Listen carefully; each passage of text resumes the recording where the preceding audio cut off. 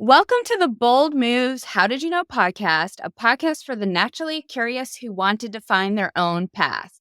Here, I'm sharing bold move stories that propelled my guests from curiosity to action.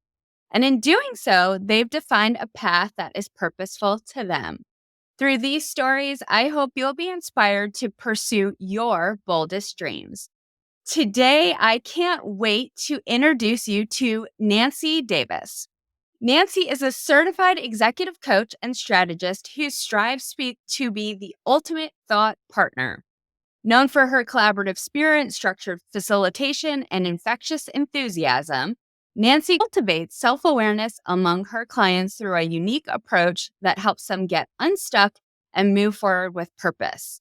In addition to her client work, she designs and develops programs for Venus Rising, a groundbreaking executive image and personal branding consultancy, who you all may remember that I interviewed the founder of Venus Rising, Eileen Nebbit, probably a few months ago now. Nancy and Eileen work very closely together, so I'm excited, Nancy, to have you here. She's also co-leading programming for a growing Atlanta community of executive coaches. So I know the insights she has to share today are going to be phenomenal, and we're all going to learn so much. So welcome to the show, Nancy. It's really, really nice for you to be here.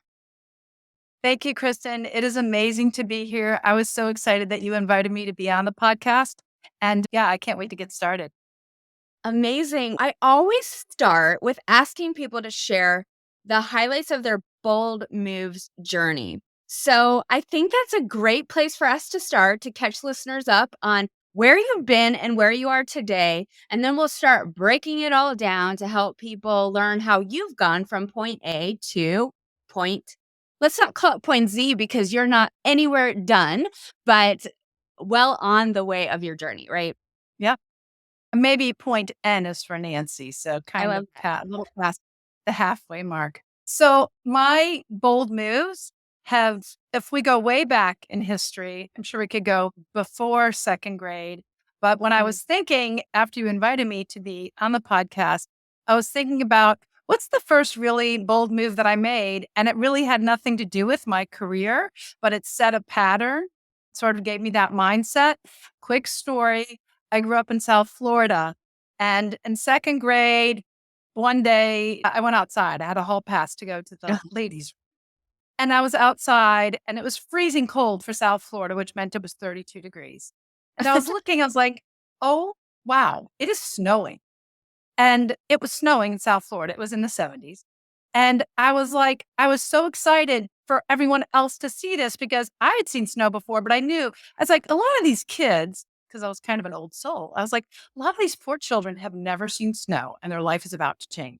So I ran, opened all the doors up and was like screaming, it's snowing, it's snowing. Everybody, all the kids were running out. And I will forever remember that moment because after this, kids were outside looking at the snow, we all shuffled back into our classrooms. And the amazing thing was I didn't get in any trouble. So it's like, that's kind of interesting. You can take risks and do things that that was an unexpected thing for me. So throughout my life, from college to my career in a corporate environment to consulting, I've taken risks, and not all the time, but a lot, and haven't gotten in trouble yet. Oh, that was the first time. I love that, Nancy. And we should come around to the upside of risk taking. In full transparency, I am right now writing my entry number 4 of the Bold Moves Podcast Club, which is a monthly email that I send out to all of the podcast subscribers on my email list. And every month we break down the guests from that month and some of the gems that are in the episode. And we talk about how to look at their stories and then take action on those ideas. And one of my prior guests was talking about not the downside of risk, but the upside of risks. I think that would be a really fun topic for us to circle back to because it sounds like risk taking has been a part of your journey. So let's remember to circle back. In that one, yeah. And Kristen, so getting back to something that's a little more career oriented, then let's fast forward to college, and it's the 80s. And all the recruiters were on campus. And I was interested in consulting, which has been a common theme throughout my life from that point of college. And Mhm. I went for the interview. And unlike everybody else at that time who was wearing, I think it was pretty much a navy suit with a little Mhm. tie Yep. and, pantyhose. And I was like, I am not wearing that. Okay. I'm Mm. not. And so I went shopping, bought a very lovely skirt, a matching skirt and sweater outfit that I thought was very lovely. And my friends, as I was leaving, they're like, "Wait, who are you? What are you wearing?" Because they didn't see me dressed up. And I said, "Oh, I'm going to go for for my consulting interview at the career office." And I got some really, like, what are you doing? And I went. I said, "Yeah, it'll be fine. I'm not putting on a suit. It just doesn't feel right." And my refrain, as it is to this day, is always like, "I'm from Florida. It's all fine." So I went to the interview, and the interview went great. It was for a medium-sized consulting firm for Okay. strategy, and so it went fine. Afterwards, I heard from the career office, and they said, "Well, you weren't selected." Okay, Mm. well, I kind of, and they said, "And the reason you weren't selected, but they said, is that you have really great critical thinking skills." Okay, I was a French literature major, but they quoted the career person read whatever the consulting interviewer had That recruiter had uh-huh. written. Nancy refuses to bite the corporate bullet, and I remember thinking that's one smart recruiter. And that was also a very early sign, right? I was in my early 20s. I was about to graduate, and I'm like, yeah, I guess so. Now, Uh-huh. subsequently, I did go on to a corporate job. In fact, my first job Yeah. for after college was a bank training program, Mm. which if you were looking at me now, you would see not a great fit printed across my forehead. Fun, made nice friends. Then I went into what I would like to call another theme that would continue for a long time, which is what I like to call affectionately fly by night consulting, which some people might say, well, that sounds negative or irresponsible, Mhm. Mhm. but it's really not because it's flying because it was always pretty exciting and you're always moving. And it was by night because you just worked when you had to work. So Yeah. occasionally that was Mhm. working at night or work where you want, when you want. After that period, it was in Boston. Mhm. I got a little bit stuck, to be quite Mhm. honest. I was doing this consulting, and then I had a tragedy that Mhm. just threw me a lot, Mhm. for a loop. And I got kind of stuck, Mhm. as we all do. If anyone Mhm. tells you they haven't gotten stuck, they're lying, or they're doing what their parents told them to do. And I got a little stuck. And so another bold move doesn't sound that bold, but I'll go to graduate school. What better place to park instead of a job? So I went to graduate school, and I chose my graduate school for place, not for program. I was thinking I chose my school because I wanted a similar environment to Boston and Cambridge, Mhm. but so I wanted to be somewhat familiar and safe. But I knew I needed to go somewhere new. And so it all Mhm. kind of worked out. And I just said, well, what kind of program am I interested in? Always been interested in healthcare. And so got a master's in public health. And that turned out to be great. And that brought me to Atlanta. I love the story about you being in South Florida and it's snowing and then going and opening all the doors. I can, like, visualize that in my head about what that would look like. That taught you how to that it was okay to be a little rebellious, which it seems like was the theme with the not wearing the corporate suit during the consulting interview. And that made me think when that recruiter said, "You're not the corporate Wouldn't type bite the trust." bullet. Yeah, wouldn't bite the corporate bullet. I just thought, "Huh, isn't it funny how many times people try to stick us in boxes? How do we not get caught into that trap of fitting in other people's boxes, Nancy? What do you think about that?" If you want something, you have to ask for it. Because if Mm. you don't ask for it, it's not going to float down on a silver platter and land in your lap Mm. most of the time. So, for example, another bold move I made when I was in a corporate job Mhm. was I was working for a large company like Fortune, whatever, 200, 100, whatever it was. And uh, I, it was life changing. I had my first baby, Mm, and I thought I don't want to drag to the office 5 days a week because I know that I achieve twice the results of most people. mm, So I thought a little bit. I wrote up a plan, and this was before remote, hybrid flexibility for women. I was a director, so no one was working from home. And I said, listen, here's what's going to happen, guys. And I wrote it, and I was nice, but I said, I want to reduce from 5 days to 4 days. And one of those days will be from home. No one worked mm, from home, very few. But the wonderful thing about it, Kristen, was I also knew my value. And mm, so you don't have to fit in anyone's box if you know your value. And I said, and I also had access to information, and I was in financial planning and analysis. So you can imagine the information that I had access to. And I said, I will deliver these same results as mm. everybody else. And by the way, I'm going to do this new schedule. And P.S., I would like a raise. It was 35, 40%. I said, this is what I want. This seems fair to me. And so the president at that time said, well, I got to run this up the ladder. And then within, I think it must have been 24 hours, I got the yes. And Mm, it was really wonderful and fantastic and enabled me to stay in that corporate job and actually in that space and mm. progress different roles for 4 more years until I got an itch again. So it seems like this 4-year cycle is something. And then there was another bold move.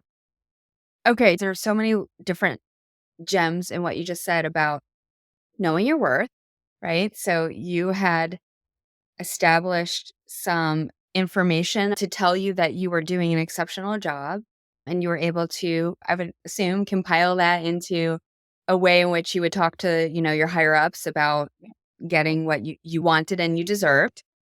And you also said, I knew my value. And it's funny because you're talking about value in terms of your worth.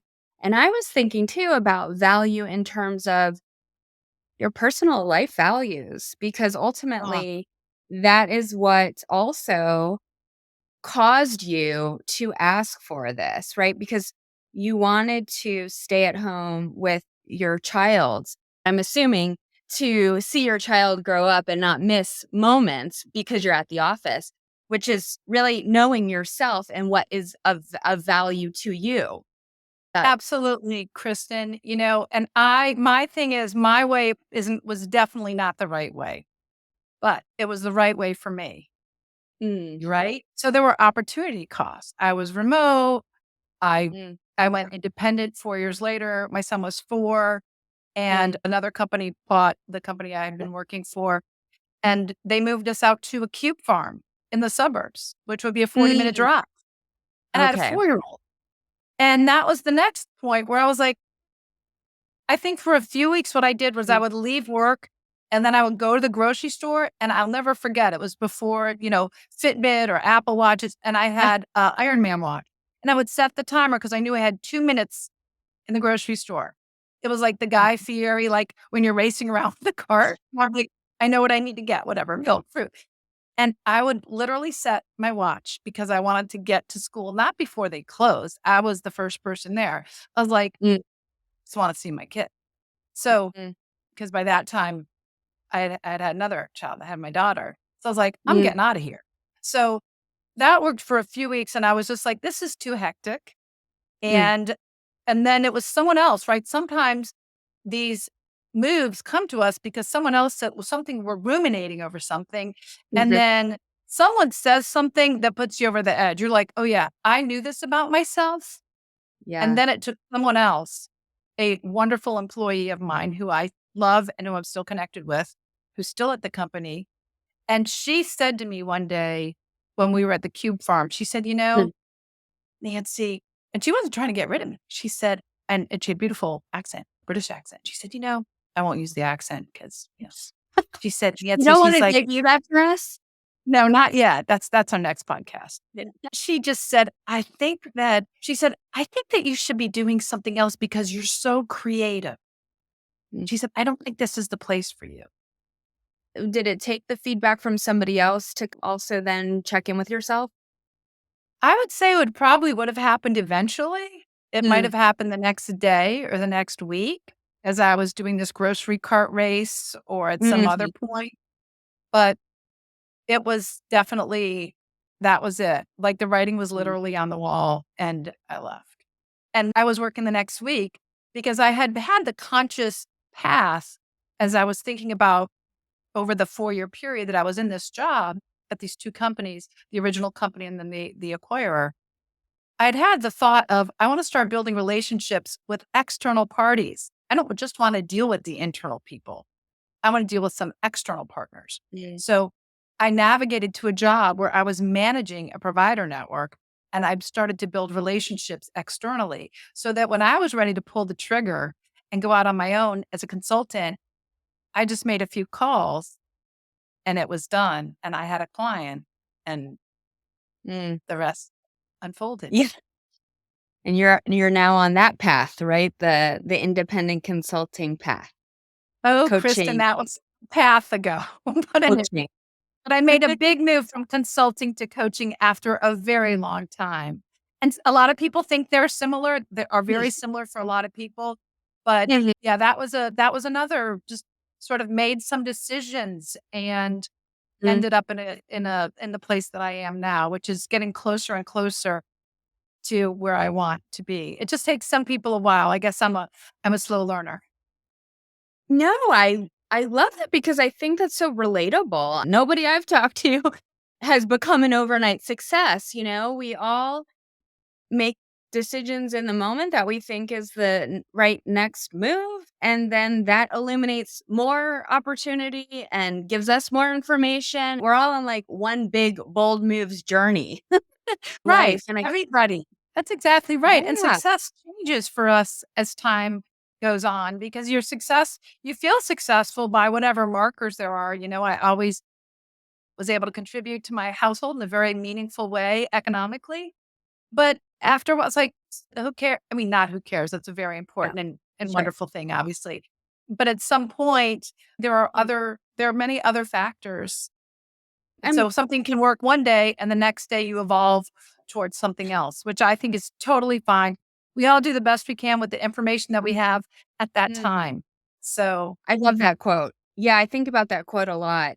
You've brought up something that I don't think we've spent a lot of time talking about on the podcast, but it's actually the theory or hypothesis that I had going into this podcast, which is when you make bold moves, you feel more personal fulfillment and satisfaction.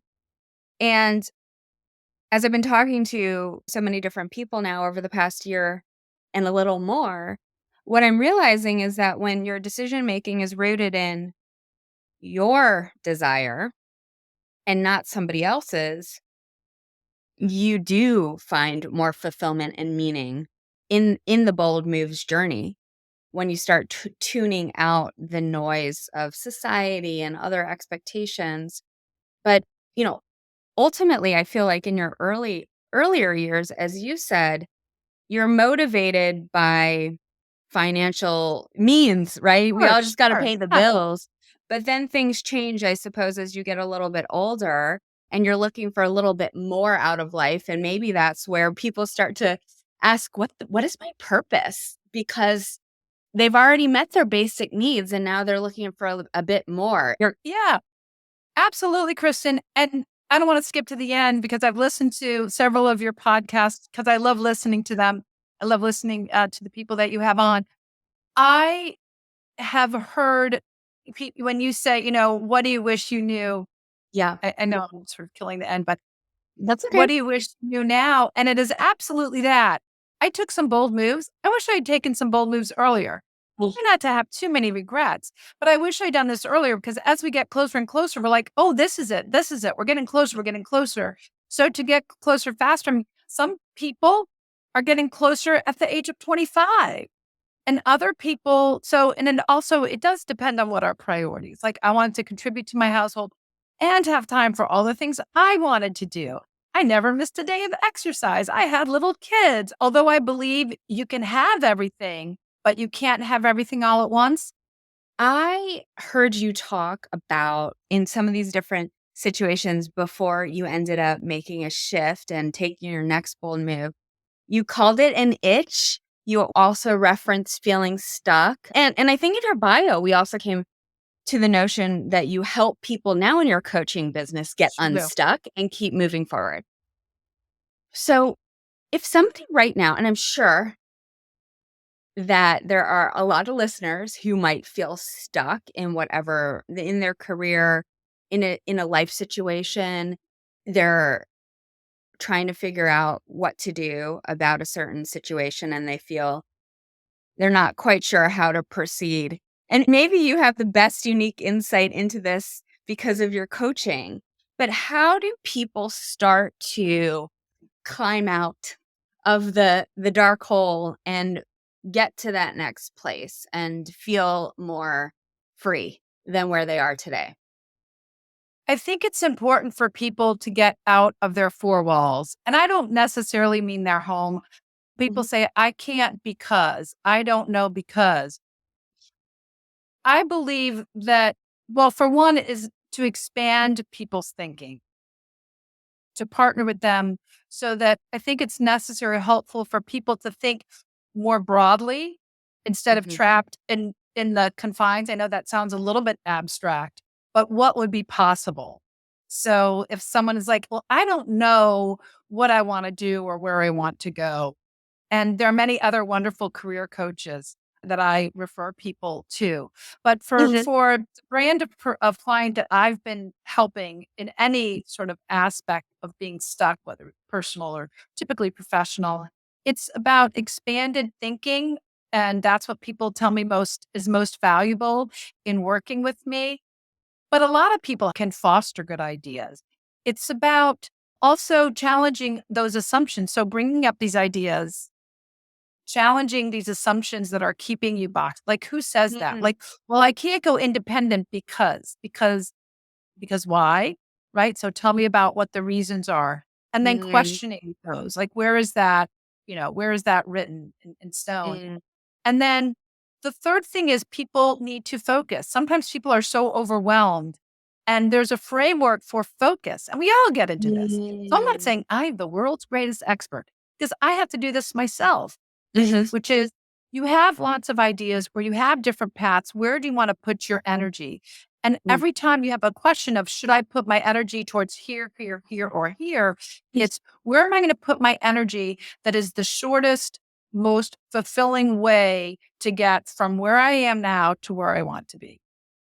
Because there's a lot of different Well, ways. There's a lot of different ways you could choose, you could spend any day or month. And we all, mm, right? People are spinning their wheels and trying all sorts of things, which is good. But at a certain point, you have to stop that and yeah, sit and be a little bit more intentional with how you invest your time, energy, emotions, all those other things. Action instead of spinning out things and thinking about things, get started. mm, It doesn't have to be perfect. You don't have to know 100%, but to just get started. And this is the mm, best business lesson I've ever heard. It's mm. how I started coaching. My son said, Mom, don't wait till you have all the certifications and it's perfect and you have it. He's like, just get started. Just get started. And I was like, wow. He's like, you'd start this tomorrow. So I was like, someone's Gosh, been listening to Mom. I know. I feel like your son is a very smart person. That's pretty amazing that he could feed that back to you in the moment that it sounds like you needed it.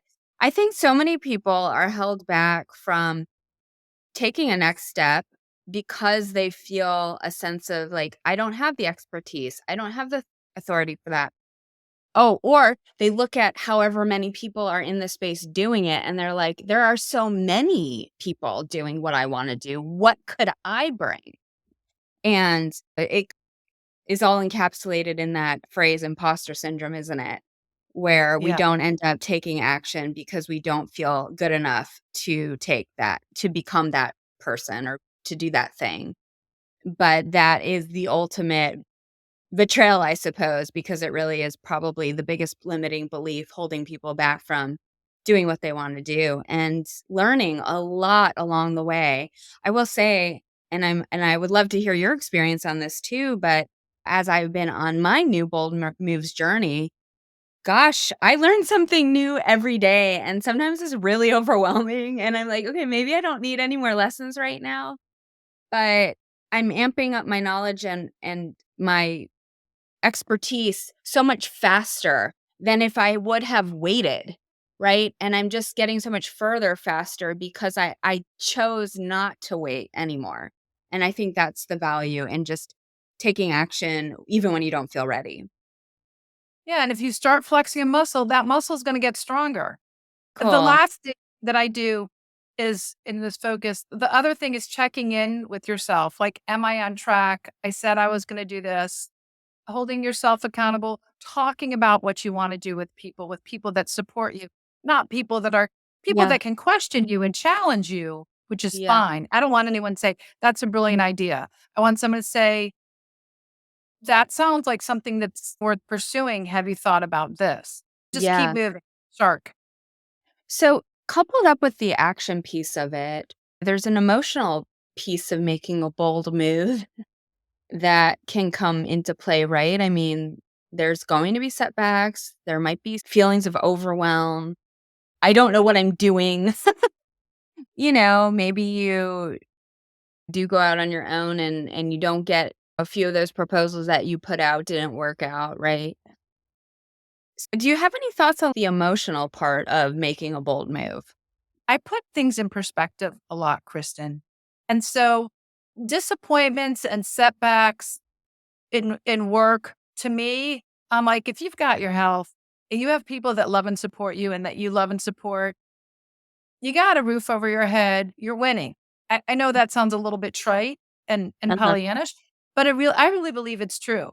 Yeah. So I'm like, yeah, it wasn't meant to be, not in the universe. Or it's an opportunity to tweak something and go back to someone and say, hey, is this more in line with what might be a value, whatever it is. But this little stuff I don't sweat. But there are Mm, other setbacks that are much because of the relative, right? Things that are yeah. really setbacks for people. And so for those things which we all suffer, I mean, there are things that happen through life. And my mom, who is just one of the strongest people, pretty strong, Mm, pretty tough.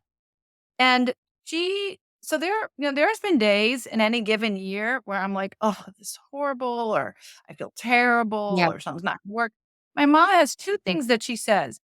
One is tomorrow is a new day, which I try to remember. When you're in peaks and valleys, which I try to tell my kids too, like, it seems like business or whatever it is going in your life, it seems like that's not great right now. mhm. Tomorrow's a new day. The other thing that she says, which is the same thing, but it's a different way, is this too shall pass.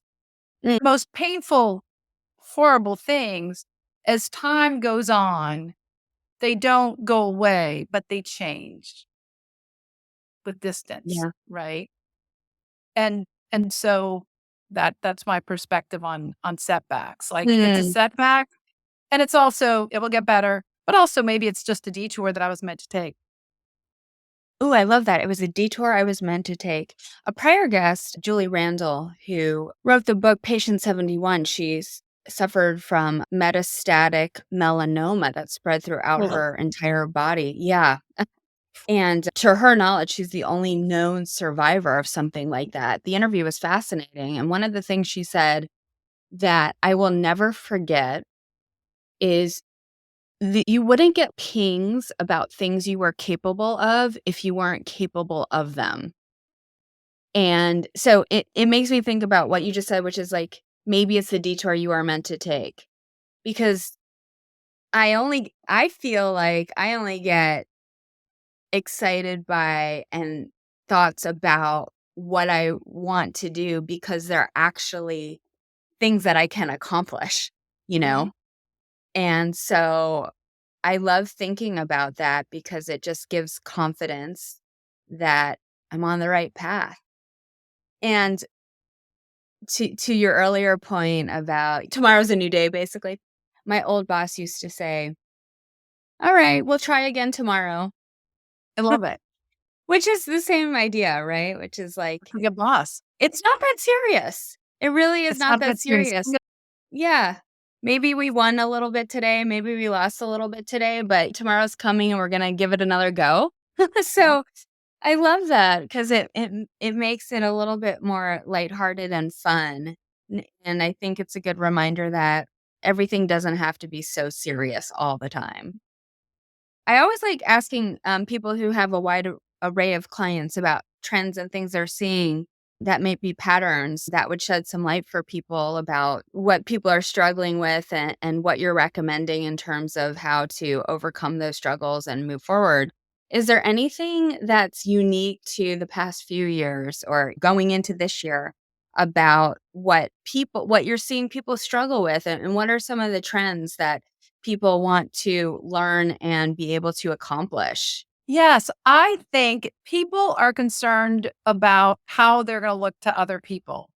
Mm, So there's such a hesitance for people to reach out to other people to mhm, learn or to about anything. I always say, if you put yourself out there or if you reach out mhm, to somebody, what's the worst thing? What's your worst fear?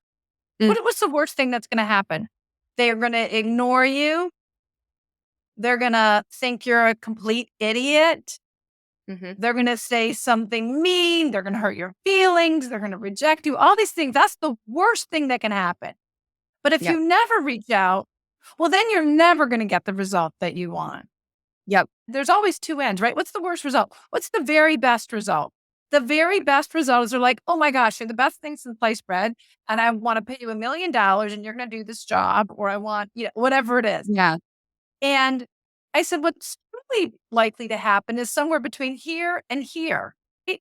So if you don't reach out, you're never going to know. But what can you do when you do reach out to what are the things that you can control? Because you can't control how someone mm, else responds to you. But there are yep, things that what do so there's a whole exercise around when you do reach out to somebody, mhm, what are the things that you want them to know about you?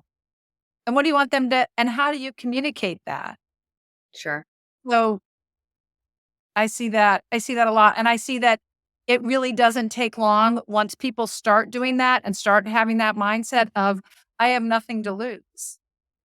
Super funny story. One of my favorite clients, and I do love my young clients. They're just such wonderful, fresh thinkers. And one of my clients said, the typical thing is, I haven't heard back Mm, from these people I interviewed with mhm, and or these people that I reached out to for to do a presentation. And she said, I haven't heard back and it had been a week. So what do you think you could do? So we go through the whole thing.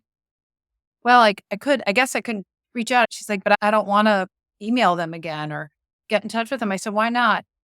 And she said, because I'm afraid they might. I said, well, what is it? And she hesitated. She's like, they might think that I really want the job or want the project. And I said, okay, so what do you want? I want the job or I want the wow, project. yeah, No one's you don't wanna call somebody every day and harass them, but so sure. I really feel that's a people really are afraid, especially I hate to say it, 'cause everyone Mm, since COVID, people are afraid to put themselves me out there.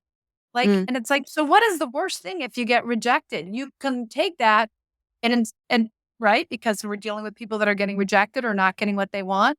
It's like, how do you take that and make it an opportunity? yeah. I think this is a huge piece of being bold. I think people need to face rejection more often and get really Oh, it's comfortable with it. To achieve your wildest dreams, the big, bold, audacious ones, the big ones, you're going to face rejection. And I think maybe the biggest life lesson, although I'm not going to, I'll reserve judgment there, but I think there is something about facing rejection and getting comfortable with rejection that is a really important piece of being bold. We are conditioned as, I guess, humans to want to belong, and being rejected, goes against what we're naturally conditioned to be in a group and feel like we belong. And so it can really feel initially when you don't get what you want, it can feel really painful, actually. I mean, I think it can really feel pretty deep because of that. that level of conditioning that we have. But I think being able to overcome that and practice it almost like I actually know somebody who she wrote a book called Reach Out a while ago now. Her name is Molly Beck. And she has a whole strategy around reaching out to people on a weekly basis. And it just helps you get comfortable. Some people are going to respond, but the vast majority are not going to respond.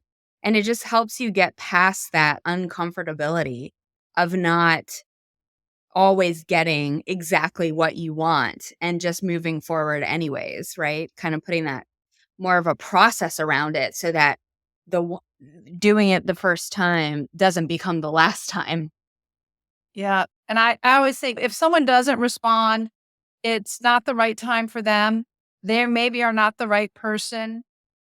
Or you Yeah, respond again. And, also that's hard for people, the other second thing that I see, you asked yeah, about that first one that yeah. was about this response, is that we tend to see things right in front of us. Like we think this is important. I'm trying to connect with someone for some purpose. This is number one for me. It could be number 10 for them. It doesn't mean that you're being Mm, rejected.